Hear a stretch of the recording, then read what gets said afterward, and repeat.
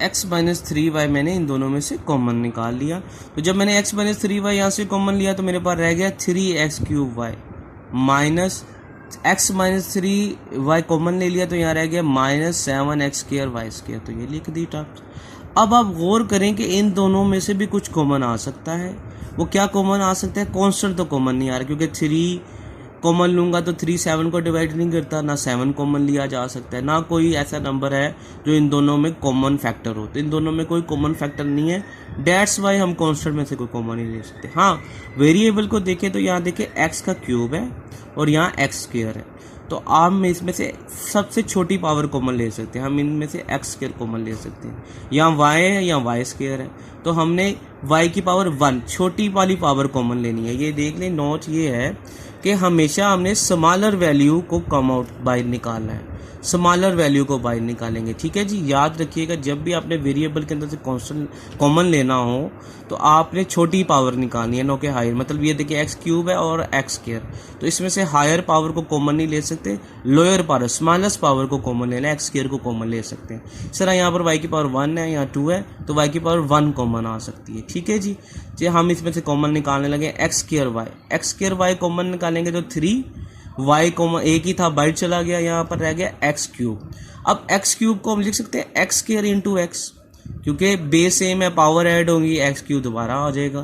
तो x square common निकाला तो एक एक्स रह गया, तो देखिए थ्री एक्स रह गया। क्लियर है? ये स्टेप देखिएगा, गौर से देखिएगा इसको।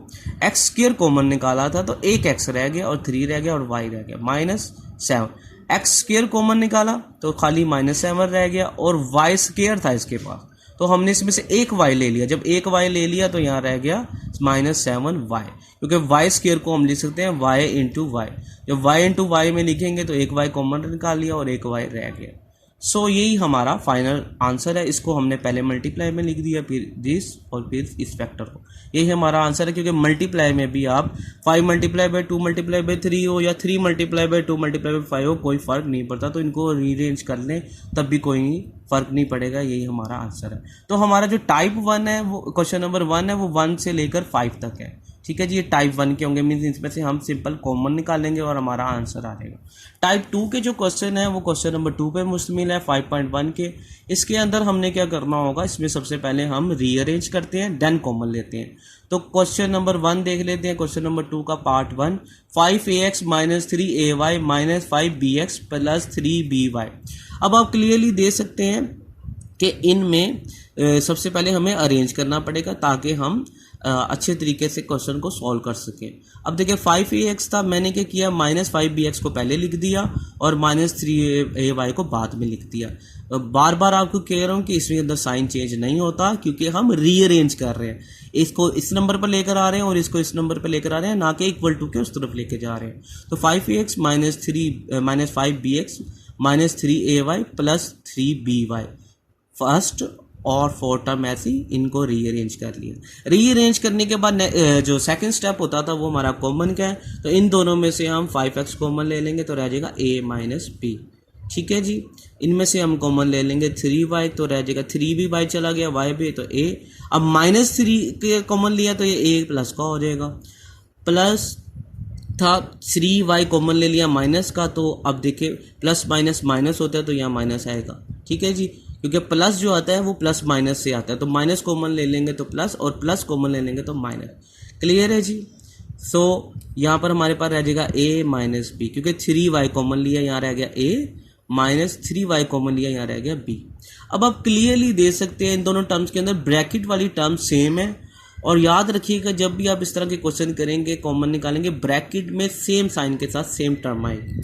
तो अब हम इनमें से कॉमन ले लेंगे a माइनस बी और जो बकाया टर्म रह जाएगी, a माइनस बी कॉमन लिया तो यहाँ रह गया 5x, a minus B common लिया तो रह गया माइनस 3y। तो यही हमारा फाइनल आंसर है। एक और क्वेश्चन को डिस्कस कर लेते हैं। क्वेश्चन नंबर पार्ट 4 है, x square minus y square into z plus y square minus s square into x. अब आप देखिए इसमें से अभी हम कुछ कॉमन नहीं ले सकते, ना रीअरेंज कर सकते। तो सबसे पहले हम इसको z से मल्टीप्लाई करवा देंगे। एक्स स्क्वायर को z से मल्टीप्लाई करेंगे, x square z minus Y square को जेड से मल्टीप्लाई करेंगे minus Y square Z, plus Y square को एक्स से करवाएंगे तो x square y square x, minus Z square को एक्स से करवाएंगे तो जेड स्क्र एक्स। ये हमारा फर्स्ट स्टेप हुआ। सेकंड स्टेप में हमने अरेंज करना होता है, तो x square Z minus Z square x को पहले लिख देंगे और फिर y square z as it is और x square y square x as it is. Means हमने क्या किया, एक्स स्क्र जेड और जेड स्क्र एक्स, एक्स वाली टर्म्स इकट्ठी कर ली और वाई स्क्र जेड और एक्स वाई स्क्र एक्स अलग कर लिया। मीन्स वाई वाली टर्म्स इकट्ठी कर ली और एक्स वाली टर्म्स इकट्ठी कर ली जी। इसके बाद आप देख सकते हैं कि इन दोनों में से क्या कॉमन आ रहा है। क्लियरली आपको नजर आ रहा है एक्स स्क्वायर है और एक्स की पावर 1 है तो छोटी पावर कॉमन आएगी, एक्स कॉमन आएगा। इधर भी क्लियर देखिए एक्स की पावर 1 है, एक्स की पावर 2 है तो छोटी पावर एक्स जेड कॉमन आएगा। तो इन दोनों टर्म में से मैंने एक्स जेड कॉमन ले लिया, तो यहाँ रह गया एक्स की 2 थी तो एक्स की 1 रह जाएगी और एक जेड था वो बाहर आ गया तो खाली एक्स रह गया। माइनस जेड स्क्वायर एक्स था, एक एक्स था वो कॉमन चला गया, बाय 2 जेड थे तो एक जेड रह गया, एक्स माइनस जेड प्लस। अब हम देखें इधर क्लियरली, ये ज़रा इंपॉर्टेंट स्टेप है। देखिए माइनस था प्लस था, मैंने इसमें से जान के प्लस कॉमन लिया है ताकि ये जो ब्रैकेट वाली टर्म है ये सेम है। और इन दोनों में से कॉमन आपको क्लियरली नज़र आ रहा है वाई स्क्वायर, तो वाई स्क्वायर कॉमन ले लिया प्लस का, तो ये minus z as it is रहा प्लस एज इट इज, क्योंकि जब प्लस बाहर कॉमन लेंगे तो अंदर के साइन चेंज नहीं होंगे, एज इट इज साइन आएंगे। तो वाई स्क्वायर इधर से कॉमन ले लिया तो यह रह गया एक्स, तो ये रह गया माइनस जेड प्लस एक्स। ठीक है जी। अब आप क्लियरली दे सकते हैं एक्स माइनस जेड और एक्स माइनस जेड ही है ये, मैंने एक दफ़ा इसको अरेंज करके लिखा है और कुछ नहीं। अब आप देख सकते हैं ब्रैकेट में एक्स माइनस जेड कॉमन ले लिया तो रह गया x z plus y square. ये ही आपका फाइनल आंसर है।